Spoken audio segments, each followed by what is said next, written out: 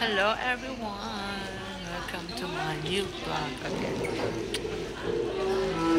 Actually, tinatamad ako. Tinatamad ako ngayon. Wala ako sa mood. Oo, wala ako sa mood. Parang hindi ko ma-explain kung ano yung nararamdaman ko for today's video. May sakit sa ata ako eh.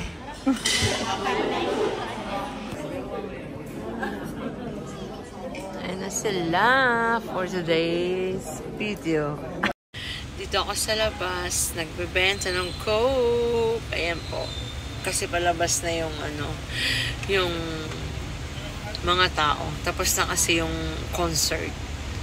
So dito ako for the meantime, for 30 minutes.